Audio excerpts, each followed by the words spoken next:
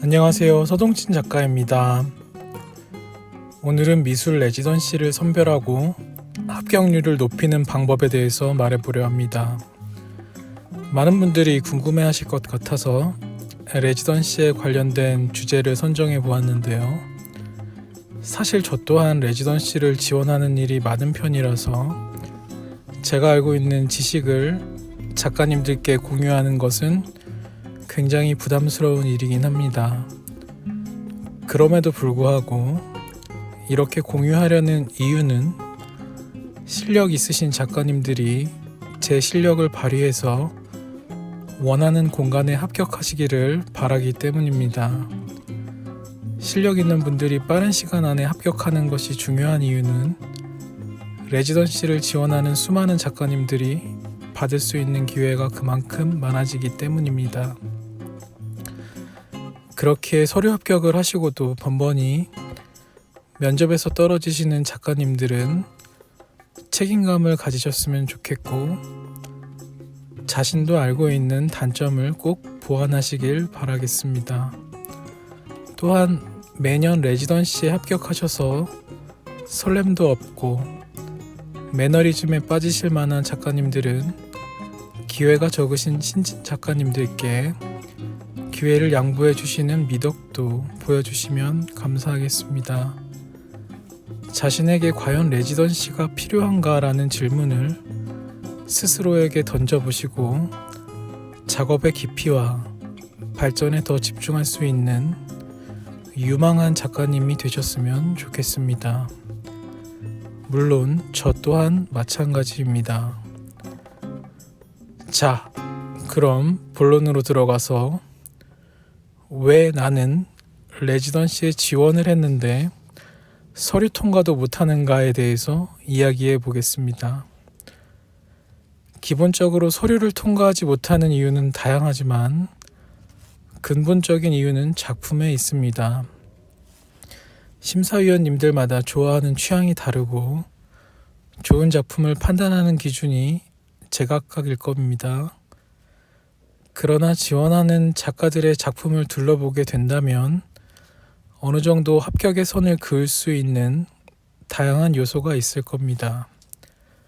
그것은 작품의 밀도가 될 수도 있고 신선함과 미술사적 의미 등이 있겠죠.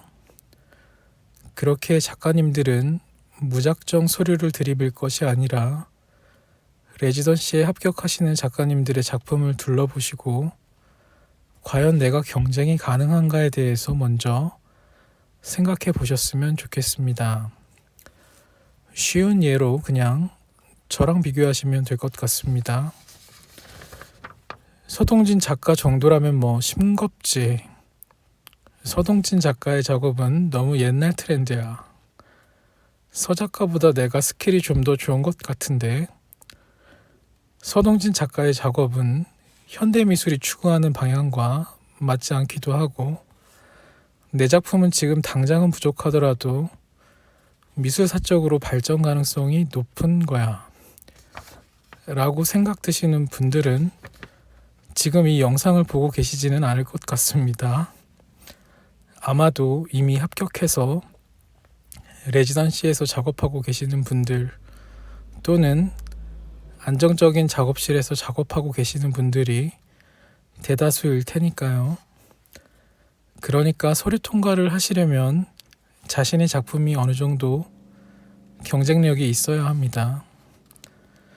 많은 분들이 일단 여기저기 다 서류를 넣고 서류 합격을 기다리시기도 할 텐데요. 제가 생각할 때 일단 다 넣어보라는 말은 너무 무책임한 말인 것 같습니다. 물론 자신의 작업을 레지던시 담당자 분들께 알릴 목적으로 지원하는 것은 나쁘지 않습니다. 하지만 지원 신청서와 포트폴리오를 정리해서 제출하는 시간이 만만치 않죠. 그러니까 자신의 작업이 일정 수준으로 안 올라왔는데 서류를 이곳저곳 다 넣는다는 것은 엄청난 시간 낭비인 셈입니다. 그래서 좀 더 합격률을 높이기 위해서는 경쟁률이 낮은 곳부터 지원하는 것을 저는 추천합니다. 어디 레지던시가 어디보다 수준이 높고 낮다에 대해서 저는 판단하지 않으려고 합니다. 작가는 어디에 가더라도 자신의 몫을 하면 되는 것이고, 내가 있는 곳이 작가들에게 평판이 조금 낮더라도 내가 가서 수준을 끌어올린다 생각하시면 좋지 않을까요? 또한 제 경험상 어떠한 레지던시를 가더라도 작가에게 도움이 안 되는 곳은 거의 없었던 것 같습니다. 그러니까 레지던시를 좋은 대학에 합격하는 것처럼 등급을 나누시지 마시고 작업할 수 있는 공간을 지원받고 다양한 작가님들과 작품에 대해서 토론하고 비평할 수 있는 기회의 장으로 생각하시는 게 좋을 것 같습니다. 다음으로 레지던시의 합격률을 높이는 방법은 레지던시의 성향을 미리 알아보는 것이 있겠죠. 그러기 위해서는 지원하고자 하는 레지던시의 홈페이지에 들어가서 어떤 작가님들이 입주했고 어떤 매체를 다루고 있는가에 대해서 살펴보는 것이 많은 도움이 됩니다. 기본적으로 평면을 하시는 분들이 많으실 테니까 평면을 예로 들면 국립현대미술관의 오픈 스튜디오에 갔을 때 딱 한 분 계셨던 것 같았어요. 그러니까 레지던시에서 8명에서 10명의 입주 작가를 뽑는다고 하더라도 평면을 다루는 작가님의 비율이 굉장히 적을 수도 있다는 점이겠죠. 그 점을 인지하시고 도전하거나 자신이 다루는 매체의 비율이 높은 곳을 선택하시는 것이 좋을 것 같습니다. 그렇게 하나둘 제거하다 보면 내가 지원할 만한 곳은 바로 여기다 라는 곳의 공고를 확인하실 수 있으실 겁니다. 다음으로 서류를 넣으실 때 기관이 제시한 해당 양식을 제대로 맞춰서 제출해야 합니다. 주민등록 초본을 내라고 했는데 등본을 내신다든지 PDF 파일을 내라고 했는데 파워포인트 원본 파일을 제출하시면 안 됩니다. 물론 전화번호와 메일 주소를 잘못 적으시는 분들은 없으시겠죠. 그리고 제 경험상 전시 이력을 작성할 때 너무 많은 경력을 적으시는 분들은 탈락할 확률이 높을 수도 있습니다. 심사위원 분들께서는 이 작가는 기회를 충분히 많이 받았다고 판단이 들 수도 있겠죠. 또한 지원 동기에서 자신감이 너무 넘쳐서 거만하게 보일 정도로 글을 쓰시는 분들도 계실 것 같습니다. 그러나 대다수의 서류를 검토하시는 분들은 열정적이고 절실한 분들에게 더 많은 기회를 주십니다. 이 점을 조금 염두에 두시면 좋을 것 같고요. 지난번에도 얘기했지만 서류 쓸 때 복사 붙여넣기를 반복하다가 다른 기관의 이름을 적으시는 실수를 절대 하지 마십시오. 그리고 무의식적으로 같은 글을 계속 반복해서 복사하고 붙여 넣으시는 분들이 계실 수도 있는데 한 번쯤은 자신의 글을 의심해 보십시오. 작가님은 몰입이 안 되고 진정성이 느껴지지 않는 글을 계속 돌려쓰고 있는 것은 아닐까요? 자신이 서류에서 탈락하는 이유가 꼭 포트폴리오의 작품 이미지 때문만은 아닙니다. 의외로 작가 노트와 서식에서 작가의 경중을 판단하는 경우가 많습니다. 맞춤법 검사는 기본으로 하셔야겠죠. 서류 작성과 관련된 영상은 제 이전 영상에도 있긴 한데 1년이 지난 영상이라서 요즘 트렌드하고는 또 많이 달라졌을 거라서 추천은 안 하겠습니다. 다음으로 서류 제출을 마감 당일까지 끌다가 마지막에 제출하는 것은 굉장히 안 좋은 습관입니다. 마감 당일은 지원자가 몰려서 접수가 힘들 수도 있고 접수 시점에서 작가 본인이 누락된 서류를 발견할 수도 있으니까요. 또한 제가 있었던 곳에서는 서류 제출 순으로 면접 순서를 정하기도 했습니다. 지방 같은 경우에는 면접 시간이 뒤로 밀리면 집에 돌아가는 버스가 끊길 수도 있으니 미리미리 서류를 작성하고 빠르게 제출하기를 추천합니다. 이 외에도 지역 가산점이 있는 곳에 해당하는 곳에 사시는 분들은 적극적으로 자신의 지역에 지원하는 것도 좋은 방법일 겁니다. 물론 자신에게 이점이 있다고 해서 서류 작성을 미흡하게 하시면 안 됩니다. 그런 것은 글을 읽다 보면 바로 티가 납니다.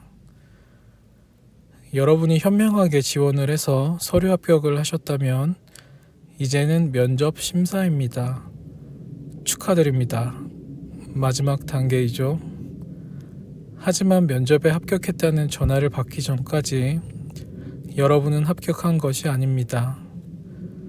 우선 면접에서 많은 분들이 실수하는 부분은 자신이 말을 굉장히 잘한다고 착각하시는 겁니다. 여러분들은 평소에 자신의 목소리를 녹음해서 들어본 적이 있으신가요? 또한 자신이 말하는 모습을 녹화해서 보신 적이 있으신가요? 한번 해보시면 어느 정도 부족한 부분을 느끼시는 분들이 많을 것이라 생각합니다. 그렇기에 사전에 프레젠테이션 연습을 충분히 해보시고 녹화를 해보세요. 그리고 보완해야 합니다. 저 또한 면접까지 가서 떨어진 적이 제법 있는데요. 처음 떨어졌을 때는 연습의 문제가 아니었습니다. 면접장에 들어가니까 굉장히 떨리더라고요. 그래서 준비한 것을 하얗게 입고서 어버버거렸습니다. 면접장을 나오고 나니까 심장이 아플 정도로 쿵쾅댔고 좀처럼 멈추지 않았습니다. 그래서 처음 면접을 들어가시는 분들이라면 생각보다 많이 떨리실 수도 있다는 점을 염두에 두어야 합니다. 떨리다 보면 당연히 실수하고 준비한 것을 못 보여드릴 수도 있습니다. 그러나 떨어지시더라도 낙담하실 필요는 없습니다. 면접은 많이 보면 볼수록 실력이 늡니다. 그렇기에 그런 상황을 많이 경험하셔서 익숙해지는 방법밖에는 없습니다. 그래도 한 번에 붙고 싶으신 분들은 청심환이라도 사서 먹고 면접에 들어가는 것을 추천드리겠습니다. 다음으로 면접장에 가게 되면 우선 그 건물 안에 있는 분들은 모두가 심사위원이라고 생각하시면 됩니다. 여러분이 화장실에 가서 마주치시는 아저씨, 아주머니 분들도 심사위원일 수도 있고요. 연세가 많아 보이시는데 깔끔한 복장의 옷을 입고 계신 분들은 100%입니다. 또한 청소를 해주시는 이모님과 안내를 해주시는 직원분들도 심사에 영향을 줄 가능성이 있습니다. 레지던시에 익숙하신 작가님들이 종종 실수하시는 것 중에 한 가지가 있는데요. 면접장에서 자신이 알고 있는 작가님들과 친목을 다지는 경우입니다. 레지던시를 돌다 보면 기존에 알고 있던 작가님들과 많이 만나게 되거든요. 그래서 반가움에 인사를 하고 안부를 묻습니다. 그런데 면접장 대기실은 긴장되고 차분한 상태라서 조금만 떠들어도 소리가 또렷이 들리거든요. 그래서 안내를 해주시는 주임 선생님이나 오고 가시는 심사위원님들이 신경을 안 쓰는 것처럼 행동해도 주의를 하게 되죠. 물론 작품도 좋고 발표까지 완벽하게 잘 한다면 침묵 행위를 해도 둘 다 붙을 수도 있겠지만 합격과 불합격의 애매한 지점에 있는 분들 같은 경우에는 과도한 침묵 행위로 인해서 안 좋은 결과가 나올 수도 있습니다. 면접 복장에 관해서는 많은 분들이 알고 계셔서 제가 설명하기도 그렇지만 미술이란 분야가 자유로운 영혼의 예술가가 많은 편이라서 면접장에 프리한 스타일로 오시는 분들이 간혹 계십니다. 그런데 대다수의 심사위원님들이 연세가 적으면 40대 후반에서 60대 이상인 경우가 많습니다. 미술관 관장님이나 평론가님, 지역 원로 작가님들이 심사 들어온다고 생각하시면 됩니다. 제 경험상 바람직한 면접 복장은 과하지 않고 단정하게 입고 오시는 것입니다. 머리도 다듬을 수 있으시면 다듬으시고 피부 관리도 받으실 수 있으면 받고 오십시오. 남자분들은 코털을 꼭 다듬으시고 스킨 로션을 바르시고 필요하다면 선크림도 바르고 오십시오. 다음으로 면접 보시는 기관 주차장에서 담배 피우지 마십시오. 어지간하면 이런 말은 제가 안 적어도 될 것 같긴 하지만 간혹 계실 것 같기도 해서 적어봅니다. 멋들어지게 연기를 내뿜으며 담배를 피우고 있는데 심사위원님이 차에서 내려서 작가님 옆을 지나간다고 생각해 보시면 충분히 제가 왜 언급했는지 이해하실 수 있으시겠죠. 마지막으로 프레젠테이션을 할 때 주의할 점에 대해서 말해보겠습니다. 자신의 작품을 프레젠테이션 할 때는 써놓은 글을 보지 않고도 자연스럽게 말을 할 수 있어야 합니다. 그러기 위해서는 충분히 내용을 숙지하고 외우는 것을 넘어서 응용할 수 있는 수준으로 말을 할 수 있어야 합니다. 심사위원 분들 앞에 서서 주머니에서 써놓은 글을 꺼내 읽으며 어버버거리시면 당연히 결과가 좋지 않겠죠. 발표할 내용 숙지도 완벽하고 말하는 것 또한 자연스러운 단계라면 심사위원 분들과 눈을 마주치면서 대화도 가능하실 겁니다. 그 정도로 긴장하지 않은 상태가 되어야 할 것입니다. 물론 여유가 흘러넘쳐서 오만하면 안 됩니다. 절실함도 묻어나야 하고 진정성 있는 발언도 하셔야 합니다. 한 가지 덧붙이자면 발표를 하면서 너무 빠른 말투로 하시는 분들이 간혹 계십니다. 프레젠테이션이 짧게는 5분에서 10분인데 1분 만에 속사포같이 말하시는 분들이 있습니다. 그러면 심사위원님들 입장에서는 알아듣기도 어렵고 작품에 비해 작가가 가벼워 보일 수도 있습니다. 따라서 집에서 타임워치를 켜놓으시고 말하는 속도를 조절하는 연습을 하십시오. 그리고 발표할 때는 너무 작게 말하는 분들이 계실 수도 있는데 나이 많으신 심사위원님들은 잘 못 들으십니다. 그러니 충분히 잘 들릴 수 있는 적당한 크기로 말하는 연습도 하시면 좋을 것 같습니다. 다음으로 질의응답을 하는 과정에서 작가는 말도 안 되는 거짓말을 하면 안 됩니다. 제가 입주하게 된다면 한 달에 300호가량을 작업하겠습니다. 와 같은, 물론 작품 성향에 따라서 가능하신 분들도 계시겠지만 이런 현실적이지 못한 공약을 내세워서 심사위원 분들께 호감을 얻으려 하지 마십시오. 그리고 이 사항은 호불호가 있을 것 같기는 한데 여러분이 지방이나 지역에 관련된 단체의 면접을 보러 가시게 된다면 그 지역에 대해서 사전 조사를 하시고 협업할 수 있는 요소가 있는지에 대해서 고민을 해보시는 것을 추천합니다. 예를 들어 저는 울릉도에서 어린 시절을 보냈고 울릉도에 대한 애착이 있습니다. 따라서 미술 작가로서 이곳의 생태와 관련된 작업을 이어나가고 싶고 지역 주민과 교감할 수 있는 프로젝트를 진행하고 싶습니다.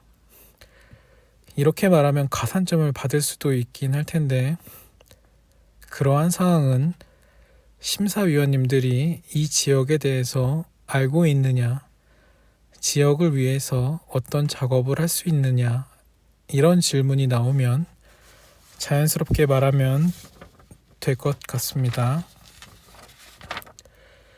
심사위원님들이 하는 질문은 대체로 정해져 있습니다. 평균적으로 3번에서 5번 정도 질문을 하게 되고요. 그 이상으로 질문이 갈 수도 있습니다. 대체적으로 나오는 질문을 제가 몇 가지를 제시할 터이니 여러분들은 따로 영상을 돌려보시면서 질문에 대답을 해보시는 것을 추천드립니다. 이렇게 오늘은 레지던시에 관한 이야기를 해보았습니다. 영상이 도움이 되셨다면 구독과 좋아요 부탁드리겠고요. 영상을 보고 합격하신 분들은 댓글을 달아주셔도 좋고요. 나중에 저와 만나게 된다면 한턱 쏘시길 바라겠습니다. 저는 그럼 잠시 심사위원이 돼서 질문을 해보고 영상을 마무리 짓도록 하겠습니다. 끝까지 들어주셔서 감사합니다.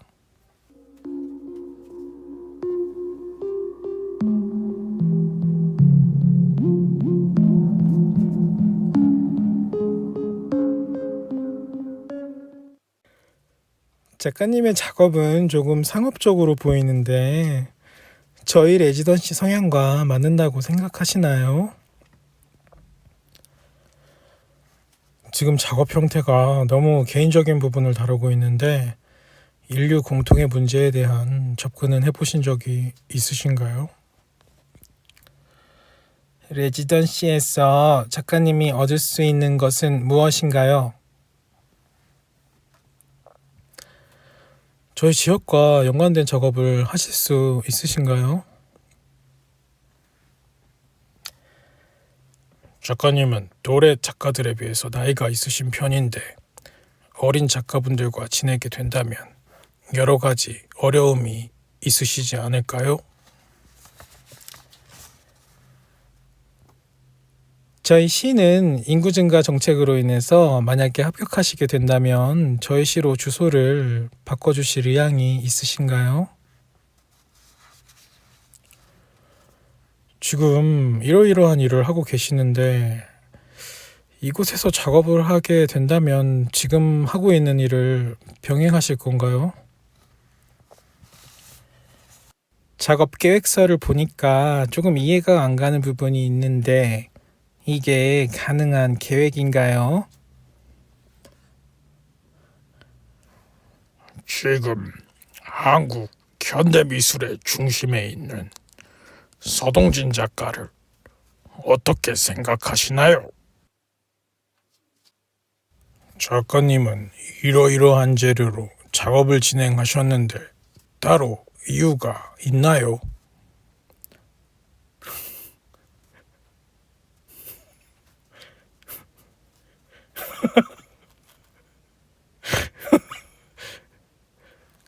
그렇다면 다른 재료 확장할 계획은 있으신가요?